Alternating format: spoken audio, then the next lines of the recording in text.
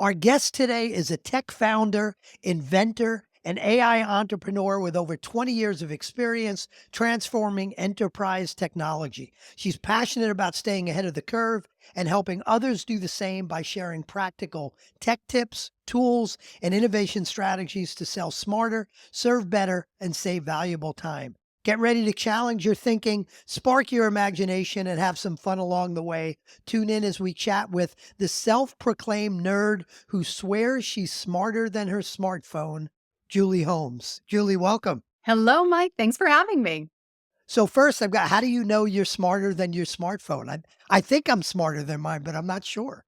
Well, I think probably because there's things that I want to be able to do, and the default behavior on your phone is not to let you do it, and I'm all in. Like that's just like I wrestle it into submission. There you go. Well, as AI integrates into our phones, that'll probably hopefully change over the coming months or maybe coming minutes, given how fast it works. So, we're going to focus today on all things AI. And for a long time, I have been wanting to do an episode like this because most of the leadership teams that I work with dabble in AI, but most are not using it to the level they probably should. And I'm not quite sure how to help them with that. So I think Julie, you will be able to help all of us learn more. So we're going to focus on all things AI, but because this is the Better Leadership Team show, I always start with a question totally focused on the leadership team. And that's Julie, from all of your experience, what do you believe is the one most important characteristic of a great leadership team? I think the one most important characteristic, especially right now, is being responsive. Responsive to the market, responsive to technology, responsive to your employees, responsive and able to see what's happening and react. Got so responsive, and I guess what goes along that is that the flexibility to not say, "Well, I've got my 3-year plan and I'm sticking to it." Does Absolutely. anybody that had a 3-year plan pre-Chat GPT coming out, and I know AI wasn't invented with Chat GPT, but anybody who had a 3-year plan and is sticking to it, is probably gonna be in some trouble. Absolutely. I think the other piece of that too is agility, right? Just being agile, willing to kind of bend when you need to bend, but you've just got to be open to that change. And the leadership teams that are really kind of knocking it out of the park with AI and are really kind of keeping up with the times are those that are willing to be open-minded and responsive to the world around them. So speaking of being open-minded, Yep. let's talk kind of very big picture artificial intelligence for a few minutes and understand whether, is it good or is it evil, right? And I have always thought of any new invention or any new technology as kind of like fire. Fire could be used for good and fire could be used for evil. And I imagine AI is no different. And I just read, I don't know if you read this book, Julie, but Yuval Noah Harari, who's written some great books, Sapiens and other books, wrote a book called Nexus. And Mhm. I got to tell you, it scared the crap out of me, not about AI in general, but AI unbounded without the regulations we might need. So, how should we be thinking of it? Is it good? Is it evil? Is it both? It's a tool. I think you had it exactly right, right? In fact, AI, is really another GPT, and I don't mean GPT is in Chat GPT, but GPT is in general purpose technology, right? We have seen these kinds of general purpose technologies come out throughout the years, right? The internet, the computer, the telephone, the printing press. These are all examples of technologies that have fundamentally shifted economies, industries. They apply, ubiquitously across the world. And in doing so, they can be used in lots of different ways. The real challenge in this instance, what's different now than has ever been true before, is simply the speed and the scale at which the change has happened.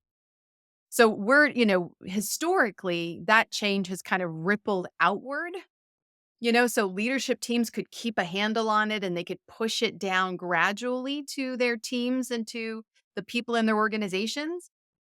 However, what's happening now is that we're seeing that ripple being forced from the kind of the bottom up as opposed to the top down. So leadership teams, in fact, I was meeting with a marketing team yesterday and it's exactly what's happening, right? They're driving the change. The marketing team is driving the change up, to their leadership teams. And it's very different now. So how should leadership teams be thinking about this new technology and given the speed, but also given Mm, the fact that it is generative. Like there are things this does that I think go beyond any technology we've seen before in that it learns and it can make decisions and take actions for us depending on what we ask it to do, which could be great or could be scary if you're not using it in the right way. But how should leadership teams be thinking about AI? And I'll preface it a little bit with those leadership teams that are thinking about it tend to think about it as I do to a degree, which I think is limited by, "Oh, it could make me more efficient." mm. I've used it to help me with writing for my social media, to take things that I have recorded on stage and say, "I wanna use this for my book. I'm gonna tell ChatGPT to turn it from spoken word to written word." All that's about efficiency. So, should leadership teams be thinking about AI from as an efficiency tool, or should they be thinking of it much bigger than that? I think leaders should be definitely thinking about AI broadly. I think efficiency is the first great starting point, right? It is an easy place for leaders to look for opportunities to kind of dip their toe in the water if this is new technology for them. If they haven't really seen or looked at how they can embrace that throughout their organization, that's a great opportunity. It's quick, it's easy to identify the ROI, and to make sure that they can calculate the return on investment. They can very easily get feedback from their teams. And a lot of the generative AI tools, for example, are really nice, easy, quick wins that even if leaders don't recognize it, their people are probably using already. So getting a handle on what people are already doing and trying to put some controls and boundaries and acknowledgement in place for that is usually a great place to start. So it starts with efficiency, but how how should leaders be thinking about this beyond efficiency? What Strategic else advantage. to say more about that? So it's great, when people think about particularly leaders, and I realize if you're new to AI and you're kind of in that reticent or reluctant piece, right? We talk about there being, people who are AI reluctant, people who are AI ready, and there are people in organizations who are, AI empowered. If you're in that kind of reluctant phase and you're not ready for AI and you haven't really thought it through and embraced it, then chances are what I'm about to say is going to feel a little kind of sideswiping. But the truth of the matter is that with all of these kind of efficiency enhancements that people can do with AI, you're not going to get competitive advantage from that. Not long term. If you're first mover and you're quick to do it, then great. Yeah, your people are going to be more efficient and that's awesome. But that's just a moment in time because that's such low hanging fruit that we expect every organization to be jumping on that bandwagon. So the bigger long term opportunity is to not think about it from, hey, how can we do the same thing we've always done faster? But rather, how can we leverage this technology to do something different, something valuable, something that gives us competitive advantage in the marketplace? So, for example, if you're thinking about AI and asking the question, well, how could AI change the way that we engage with our customers? Not just that we do the same things faster, but how can it change the way we serve them? How could AI change our business model? How could it change the products that we sell or serve? Could we incorporate AI into our products or services? And if we did that, what would that look like? So, really thinking about if this piece of a puzzle was injected all throughout the organization, not just to do something faster, but to do things differently or to do something new or to remove something from your model currently, that's where you're going to start to get competitive advantage. And And then that's oh, I'm sorry, keep going. I was just going to say, layer on top of that, that as soon as you start building custom AI technology platforms, that's a whole nother game, right? So when we look at the breadth of AI application that organizations can deploy, we break that up into a couple of different levels. You have basic, And basic are all those applications that are really consumer available. That's your chat GPTs of the world. And that's where a lot of organizations are right now. If they're not there at an organization level, their people are there and the organization is playing catch up. So that's basic. And honestly, that's where a majority of organizations are right now, particularly SMB space. Step up one level, you get to blended.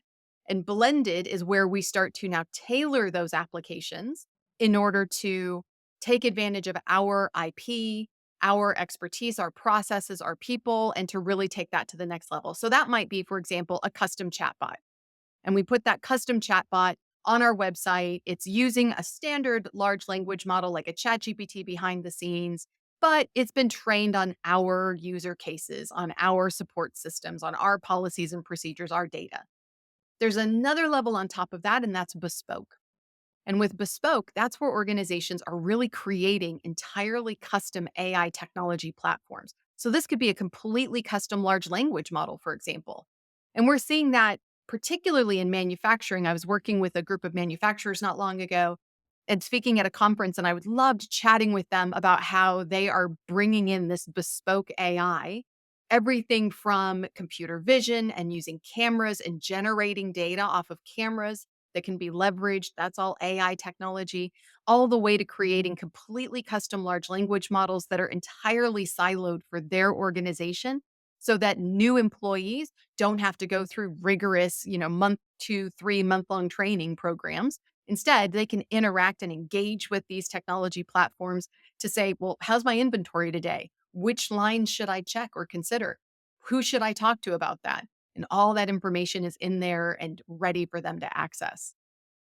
And here's where I think it gets for some people, it gets scary, right? Because if you think about the model you just talked about for the bespoke manufacturing example, well, they may have a training team that normally spends 3 weeks with new folks, and now they're spending a lot less or not spending any time at all because it's done in a more automated fashion. And another example of that is I was looking into a couple of different tools for my business. One is called Searchy, and another one is called Delphi.ai. And both of those, in some ways, can take all of the knowledge from my books and my speaking and my podcast and my social media, put it in, create a little avatar, and people can go and ask me questions, and it will answer as if it's me. Probably not, not as good and not quite as handsome as me, but it'll and I was describing, I said, I want to investigate. And the person I was talking to said, what would you want to do that for? That could replace you. And I had two answers to that. I said, first off, I don't think anybody's replacing me so quickly. It's just a compliment to what I do. But on the other hand, if anyone's going to replace me, it's going to be me. I don't want somebody else to do it. And I think it sounds like companies need to think about it that way. Like we can think short-sighted and say, what about those jobs?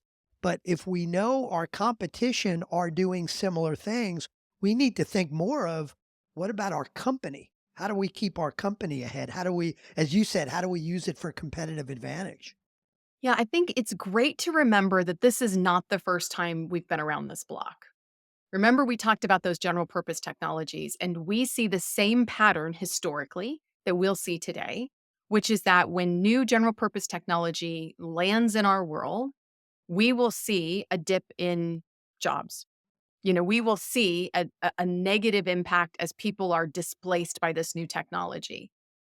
But what always happens is a spike afterwards, right? So we always go back up and exceed where we were before. So there is an adjustment period. The opportunity for leadership teams is to minimize the impact of that adjustment opportunity, to help their teams and their employees to be ready to embrace this change and to actually cross train them and develop them. There are not very many jobs in an organization where people get to the end of the day and go, "Do you know what? Actually, I'm done. I'm done with everything.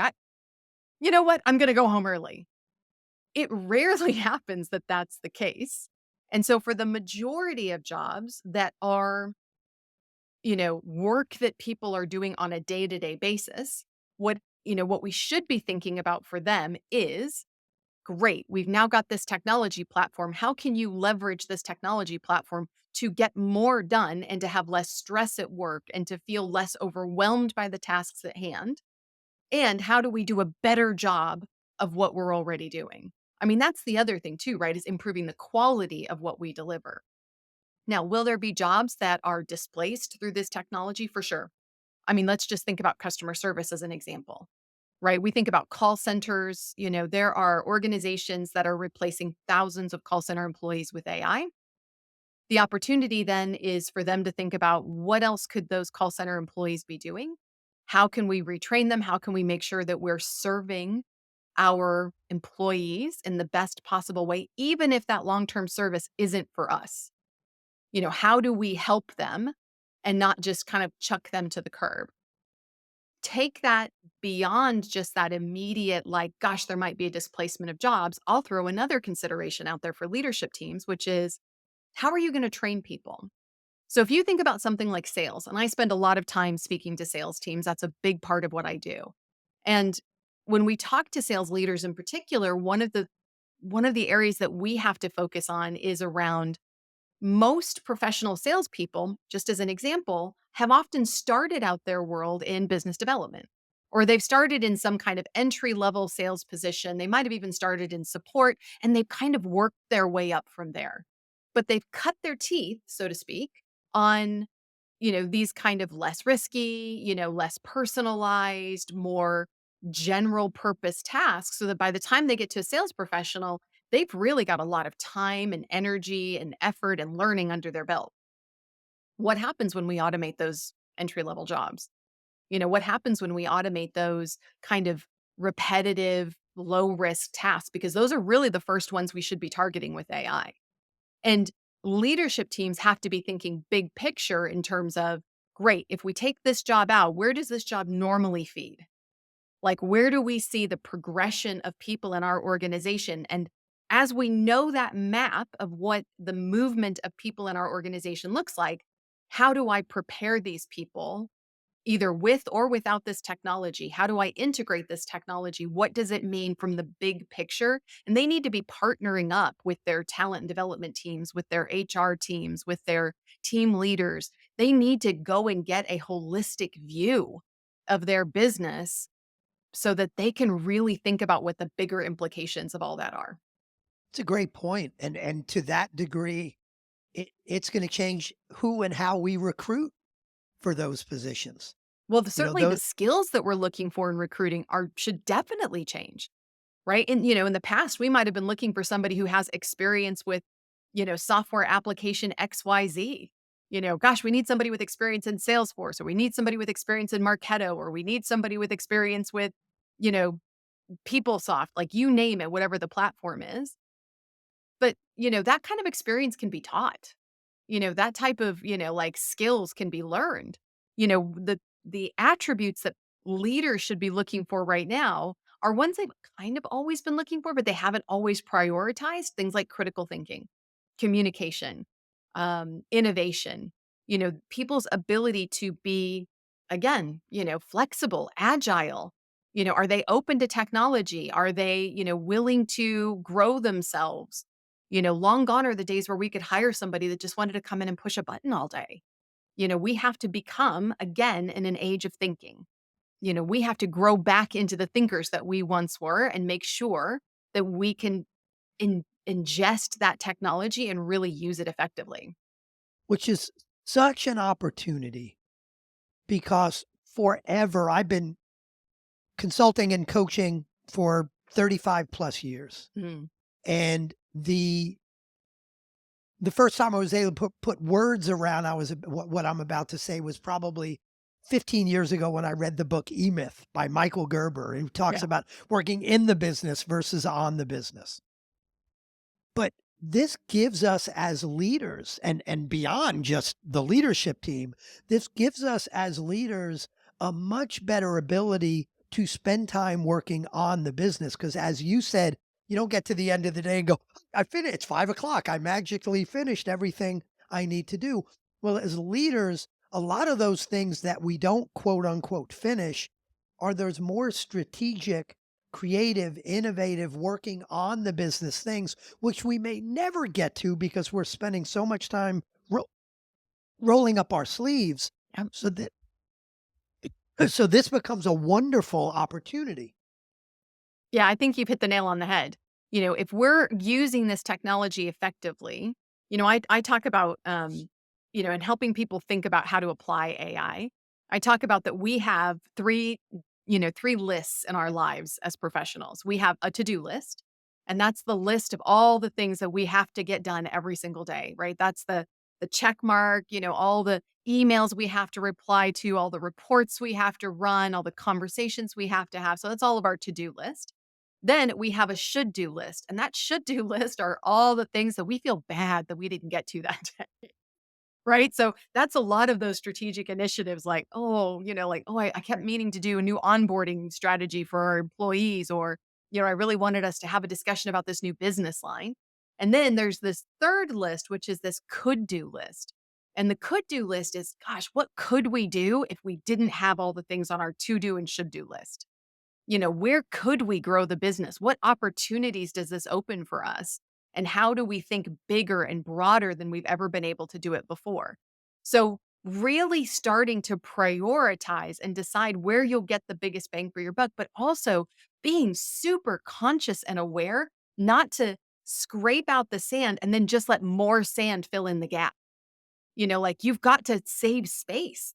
You've got to kind of like clean off that to-do list and automate some of those things and really leverage this technology to help you be more efficient. But you've then got to take that time and not fill it with more crap, but instead fill it with more strategic time. Carve time out and really take advantage of that. I mean, for leaders, that's a huge part of the value of this.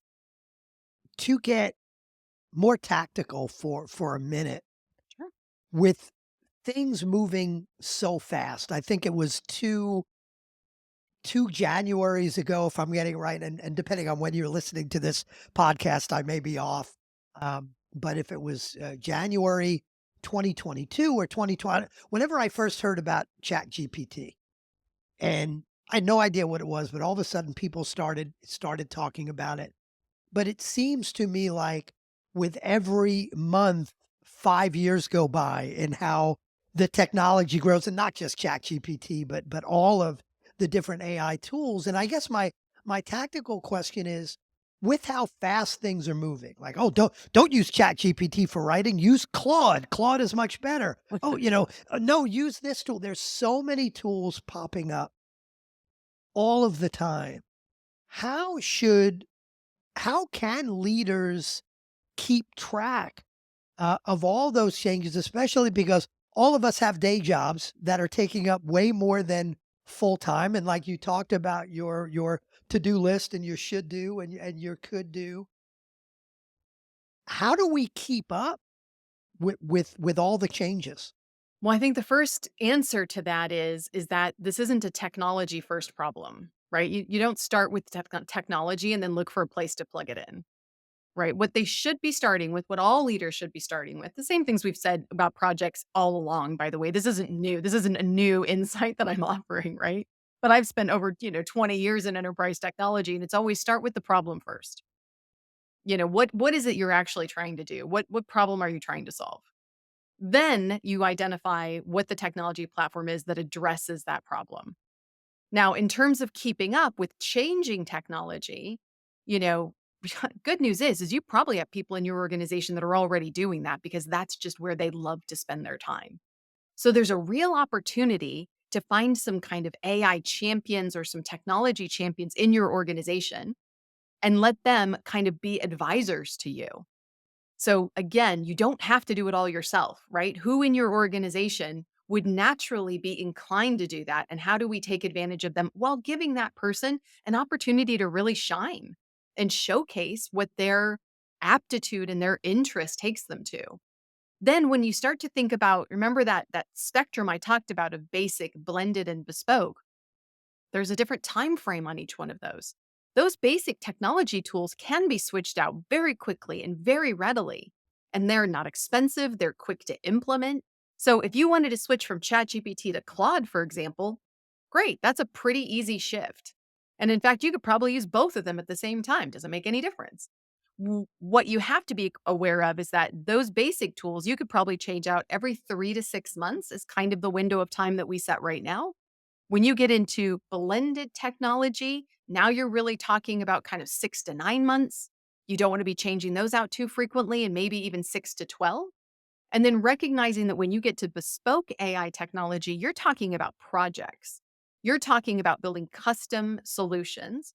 And in that instance, what you really want to be doing is almost finding partners who are going to be keeping those technologies updated and changing on your behalf, right? So great if you as an organization can go off and build something truly custom, but the world is changing so fast that in most instances, you're going to be better off partnering with a third party for those technology components rather than trying to build and maintain themselves. You're not in the business of that. Unless you are a tech developer, you are not in the business of staying on top of all of that. So in that instance, you're probably going to be looking to change less often, probably a year, but you're also going to be embedding pieces of technology or using platforms that are doing that kind of upgrading for you. I want to go back to the idea of AI champions that you Mhm. mentioned because I love that idea, and my mind goes two different places. So I'll start with the first place, and hopefully I'll remember the second place. Is you also said think about it like any other project where what's the problem? You don't think of it technology first. What's the problem you want to solve, and then how do you solve it? The I think that the other piece of that, though, which may challenge that way of thinking a little bit, is what I have seen is very often I'm not trying to solve a problem or my client. Well, I don't even think I have a problem. And someone says, wait a minute, Hmm. don't you know there's a tool that can help you do that? What you're taking a day to do, there's a tool that can do that in about 5 minutes. So I love the idea of AI champions who, even if we're not trying to solve a problem, if there's some way of structuring the communication so as leaders and around the company, we're hearing from those AI champions, you will find out there's problems we don't think we have, but there's still opportunities to put some AI in place. So that was one piece, and that's I love the AI champions helps with that. The other one is, and I've played around with this on my leadership teams, and I'd love your coaching on it, is one of the things I do with my leadership teams when I coach them is we spend a lot of time looking at the structure of their team. And one of the most basic but super powerful things we do is say, what are the functions of your team? Not the titles, Right. but functions are things like head of company is a function, finance is a function, sales, marketing, technology, customer service, HR. Those are all functions. What are the functions? Who's accountable? How are we measuring success? Pretty straightforward, but still very insightful for companies. When I think about AI, it is very easy to either not include AI as a function because it's not a function, it's a tool, it's a technology. Everybody uses it. Um, but I think you could say the same thing about technology, and we typically have a CTO or a CIO or a VP of technology, or a smaller company, you may just have an HR manager, or you may outsource some of that, but we have someone accountable. How should we be thinking when we think about structure of the leadership team? Should AI be a function we have one person being accountable for, uh, complemented by these AI champions who may be feeding information? And what's the right way to think of AI as a function or not a function on the leadership team? I think right now, it's going both directions. So there are organizations who are, creating new functions, which are, AI, head of AI, chief AI officer, we're seeing that already happening. I think ultimately it's, to leadership teams, it's less important whether you carve it out as a function, but more important where where that kind of ownership comes from, right? And who's steering the ship. Now, it could be the CTO that's steering the ship. Now, chances are that CTO might not have the bandwidth to steer this other ship.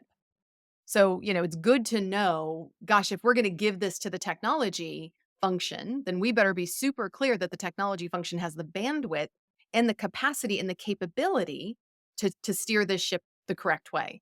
Like they have to know how to build the ship, they have to understand the ship, they have to have the right attitude to steer the ship. There's a great example of this. I was talking to a leadership team not too long ago, and they said, "Oh, yeah, we just had our CTO presented, to our entire organization at a town hall all about AI." Everybody left feeling like they were gonna lose their jobs tomorrow and that this was the worst thing that had ever happened to our business. Wow. And you think, "Oh, that's just a terrible, terrible loss." That organization is gonna struggle to recover from that type of messaging. And, they had people in the organization who started looking for jobs. I mean, he made it sound so bleak. And so, again, having the right type of person ready to lead that up and ready to help people feel is important for leadership teams, especially. Part of your job is to help your people feel safe. And they have never needed to feel safe more than they do right now. There is so much change and uncertainty, and the speed of change we've already talked about happening right now. So, as a leadership team, your first concern for people has to be we have got to make people feel safe because nobody can operate at the best possible level when they are standing on an uneven surface and struggling just to stay upright. Nobody can do that. So, as you think about this leadership for AI, it's more important to have somebody who has the bandwidth, the knowledge, and the attitude in order to effectively lead that. And whether you want to call it the chief AI officer or whether you want to give it to the CTO or whether the CEO wants to run it, I personally think it doesn't really matter so much as long as that person has those capacities and those capabilities and can do it effectively, and that they are coming at it from an angle of service and from an angle of opportunity and from how can we benefit from this technology as opposed to how can we reject or how can we block this technology. This is no time to put up walls, right? And that is the worst thing that a leadership team can do right now is to have somebody who is super against this technology. Doesn't mean they can't be cautious of the technology. Make no mistake, right? This is the wild west of technology right now. Right? There's a lot happening and a lot of changes taking place. Yes, they should be responsible. Yes, they should be aware of ethics. Yes, they should be thinking about implication. But they need to come at it from what's the benefit to the business and how do we embrace it? Because there is no other option right now other to embrace it. There just isn't another option that is going to be effective for any organization.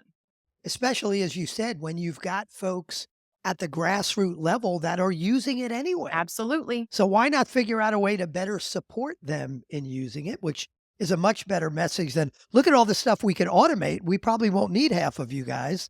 Well, no, a lot of you are already using this. We want to do what we can to help you. So you could spend your time doing X, Y, and Z instead of this. So it's a very, however you slice it, to your point, it's a very different kind of leadership. It's not like the CFO that owns finance, and it's very, this is grassroots, everybody's using it, and first thing I thought of when you said the CIO gets up there talking about AI Mm. and scaring people was how many people in the audience are saying, "This damn CIO doesn't know what he's talking about," because they've used they may be using AI more than he or she is. Absolutely true. That is absolutely true. And in fact, that's generally true right now, right? Very rarely am I seeing people in leadership roles who are more experienced with AI and more embracing of AI than their team members. And there's lots of reasons for that. In many instances, it's because, right, there's an age gap. As we get older, I think, all of us, I think many of us tend to find ourselves in the position where oh, I don't know, change. Oh, that's harder for me. Oh, I don't know. Oh, it's change. And a lot of it is muscle memory. And we've got to think about like these younger people that are in our organizations, they have been in tech forever. They've never known a life without technology. They have a very different approach to it. They have a very different demeanor when it comes to technology. They're much more open to its implications and what it can do for them. And I think that's a huge part of it is making sure that we are leveraging all those different generations, different backgrounds, different experiences, different mindsets. That we're leveraging all of them to get the very best out of this technology and to do the very best for our organization. But that has to start with leaders stepping up more than they have been. There's a great trend right now that I've seen with a lot of companies. I don't know if you've run into this, Mike, but I like to call them panic policies. So a lot of organizations are definitely recognizing that they have a need for an AI policy in their organization. And what we're seeing come out of many organizations right now are panic policies. In a panic policy, I can summarize basically like this: don't do anything. Whatever happens, don't touch anything, don't use anything, we don't approve anything, don't do anything, and don't put anything anywhere. Don't copy any data, don't put it anywhere, don't use it for anything. And if you do, don't. And this panic policy is completely unrealistic and unhelpful, right? It actually is almost putting on paper that a leadership team is wanting to reject this technological advancement. And employees see that and they feel shackled and frustrated. I mean, it came up recently with a sales team that I was working with. And in between the time that they had scheduled for me to come in and work with their team and the time that I arrived, they had gotten a panic policy pushed out to them. And it was such a vague policy that basically said, don't use anything. And if you want to use something, you have to request approval, but we're not going to tell you who to ask. It took the head of sales almost a week to find the right person to even ask about how do I get a tool approved. And then the person was like, well, you know, I guess you could ask me. Like nobody told me that I was responsible for this, but I guess I'm responsible for it. And, I really don't know what you'd need to tell me for me to be comfortable with a tool for you to start leveraging it in sales. I don't really know. you know. And What are you so, finding what are you finding is it because when I think about what you're talking about, what I hear come up a lot, and it's probably not the only thing, is the security aspect of it. Hey, whatever you feed into these tools goes out to the world. So if you feed in specifics about us, that's now out there in the ether, which my understanding is to some degree that's true if you're not careful. But is that what's scaring people? And I know most tools have ways where you could put your data in now and it doesn't go anywhere. It's just used for you. But is that one of the key things that are scaring people, or is it more than that? I think there is a lot of that. What's interesting about that and about this kind of fear and security and how do we protect our organization? What I think is really interesting about that is almost entirely driven from a lack of understanding. Right? The reality is that leaders, especially leaders, don't really understand how this technology works or what it does. Right? They think it's kind of like Google. Right? They think if you put something in there, like, it's gonna be retrievable in exactly the same format you put it in there. They also don't understand that you can turn off, whether or not a tool is training with your data when we're talking about generative AI tools.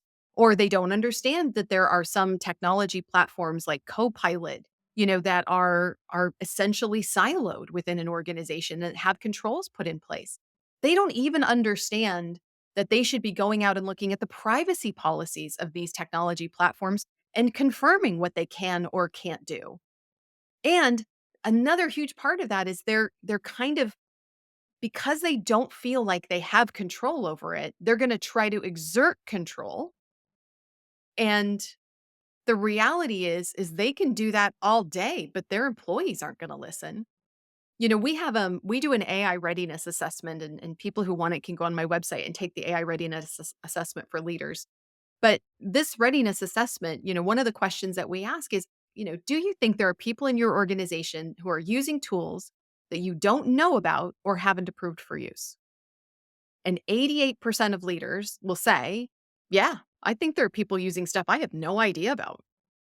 So if you think as a leader that the answer is to tell them not to do it, you're completely wrong. That is not the answer. What you should be doing as a leadership team is you should be saying, okay, let's work on the assumption that they're going to use these tools, right? Let's work on the assumption that the kids are going to stay out past curfew.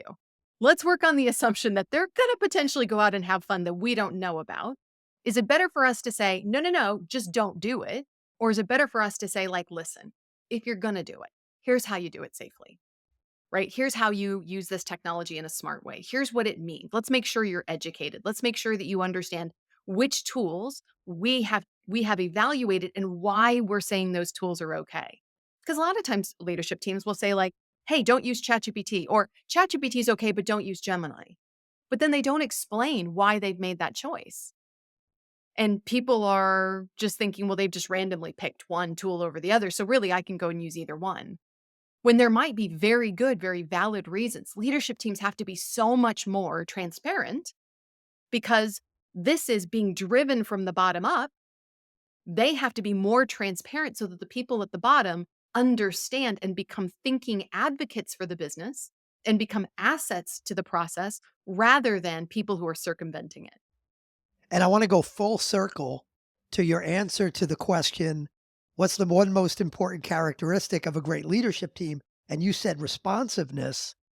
This is changing every day. So if there is a tool, we're not going to use this tool for these reasons. And if those reasons are completely valid today, they may not be valid a month and a half from now, which is again the importance of the AI champions and some level of AI leadership that has an accountability and a responsibility to keep up with all of that. So, and that's it's I mean it's exciting, but it is a difficult challenge at the same time because of how fast it's moving. And speaking of how fast it's moving, I'm going to ask you a question at the risk that 6 months from now this answer may be totally meaningless. 6 I am months. well, or maybe 6 minutes from now, but what are the tools that you are most excited about that either you're using or your clients are using? What are some of those tools? All right. Well, first of all, it's the generative AI tools, right?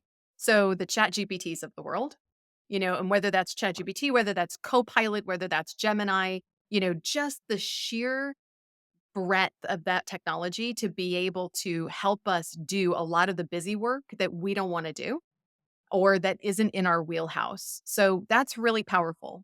I think that if I give some specific technology platforms, I am still a big user of ChatGPT. I do use a lot of technology platforms that leverage ChatGPT in the background, and don't forget that's what we're gonna be seeing a lot of, is we're gonna start to see a lot of these technology platforms like Apple has partnered with ChatGPT, with OpenAI.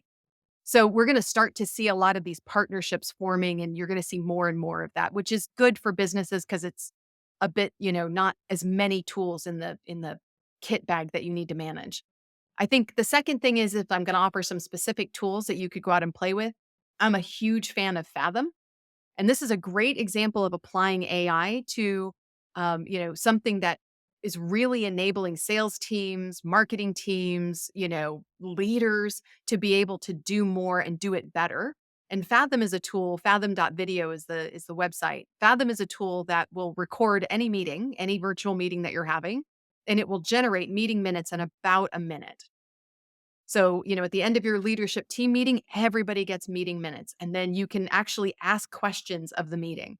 So I can interact with it and say, what did we agree was going to be the outcome? Or did we discuss this and what were the concerns that were raised? And so that starts to level the playing field. Again, just think for a minute about like somebody's out sick for the day, or somebody's traveling, or somebody's on holiday. People do get to take time off periodically. How do we make sure that they're still involved in the decision process and they're still in the know about what's happening in the organization? We've got to come up with better ways to make that accessible to them. So, using tools like Fathom, that's one that I really, love and enjoy, and I just don't know what I would do without it. So, I think if you start with those kinds of technology platforms, that's really a good, solid, safe place to start. I would love to add one more thing around how do you start thinking about this AI technology as something that is that does good? So, we've been going through a process of interviewing people about what does AI empowered look like? As an individual and as an organization, if you are AI empowered, what are the attributes of that? And one of those attributes is about using AI to do good. And instead of just thinking about how AI can help us kind of get from point A to point B faster, it can be how does AI help us to bring more people with us from point A to point B? And how does it make that journey better for those people? And I want you to imagine for a second this kind of generative AI technology and what it can mean to people who are coming from different cultures, people who are coming at the world with different languages and backgrounds, people who might be dyslexic, people who, might be neurodivergent. Whatever it is, there is suddenly a technology platform and technology capabilities that allow us to embrace more people and to involve and integrate more people into our world and to communicate with them and to support them in ways that we have never been able to do as well as we wanted to. We've always wanted to help people, but now we've got technology that can help us to do that more effectively, more efficiently, better. Look for how you can use these tools and these platforms to serve those people in your organization because they are waiting to give you more value. They are desperate to be more valuable to the organization and to add more to the world. Help them to do it. Love that. For the leader who's listening that is at more of that basic level, that you talked about, how as we start to wrap up, how what could they do? What's something pragmatic that they could focus on to say, "All right, my next step is to do X." How do people get started and to build a little bit more momentum here? All right. So this is going to sound a little bit cheesy, but I promise it is the number one way. If you are in that kind of left end of the spectrum of like, gosh, I've really never really delved into this, I don't know a lot about it. So here's the quick and easy answer. And that is download ChatGPT on your phone and use it every single day for something. And that can be something personal instead of something professional. And in fact, that's kind of the best way to get started. There's a couple of great things that you can do that are just fun. So if you're a leader and and you've got kids, especially young kids, or you've got a niece or a nephew or grandchildren, like think about using ChatGPT and use it to help write a personal story with that child. So sit down, it's bedtime, we're going to do a story. Let's make a story. What do you want that story to be about? ChatGPT is going to help us write that story. And you're going to just, the more you interact with it, it's so much like riding a bicycle, right? You can watch somebody ride a bicycle and go, yeah, I mean, I kind of get it. I get it. But until you've actually sat on that bicycle and pedaled, and until you have found your balance and you've fallen over a few times, right? But until you found your balance and gotten comfortable with the bicycle, you're always going to just look at it from the outside and think, yeah, I don't see what the big deal is. But riding the bicycle feels pretty amazing. So get out there, get on it, try it, test it, use it to, I used it the other day to come up with 20 YouTube trivia questions to ask my husband while we were driving, down the highway. Like there's so much fun stuff that you can do with it. Come up with we've got the holidays, coming up, or you've got Valentine's Day coming up, or you've got 4th of July coming up. You pick the holiday, come give me a list of 20 themed food dishes I could serve at the company picnic. Just constantly be working with it so that you start to get this feeling of, gosh, it's not that scary. And, well, this is kind of cool and really fun. And I would never have thought that it could turn out like that. And wow, look at all the amazing stuff that it can do. But just break the barrier and get really comfortable with it and be the person who is trying it. You don't have to be the best at it. There's actually you know, there's nobody who's gonna have the answer. There's not an answer anymore. There's just people who are working the process and they're constantly getting better. Be one of those people. You mentioned earlier, and I want to come back to it, your AI readiness assessment.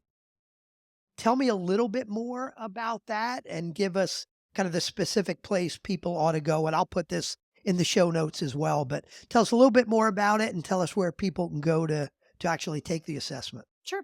So on my website, which is julieholmes.com, up at the top, you can see take the readiness assessment. There's one for leaders, there's government leaders, there's one for sales teams as well. So if you take the readiness assessment, it really goes through a list of 20 questions that kind of evaluates where you are with this technology right now, where your organization is with this technology, and what are the opportunities and the potential gaps.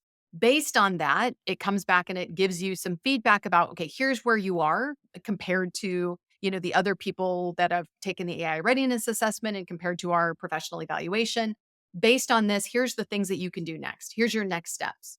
So it's very pragmatic in terms of like, where are you? Let's first of all find out where you are so you know where you need to go. And then it gives personalized and tailored feedback about where you should go with that. But certainly, as a leadership team, learn. Just learn. Try it, put your hands on it, learn it. That's at all levels we are constantly going to be learning, and the AI readiness assessment is a great place to start with that. So if people want to find out more about you and how you might be able to help them as individuals or their companies, you mentioned your website. Is that the It best place absolutely for is. them to Yeah. go? Yeah, absolutely. You can go out there and see what we do. You can contact me. You can schedule a time on my calendar. Absolutely. So julieholmes.com, and it's Holmes, like Like Sherlock Sherlock. Holmes, right? There you go. Like Sherlock. Well, Julie, this was fantastic. I know I learned a lot. So I assume others did as well. As I always say, if you want a great company, you need a great leadership team. Julie, thanks for getting us there today. It was my pleasure entirely. Thanks for having me, Mike.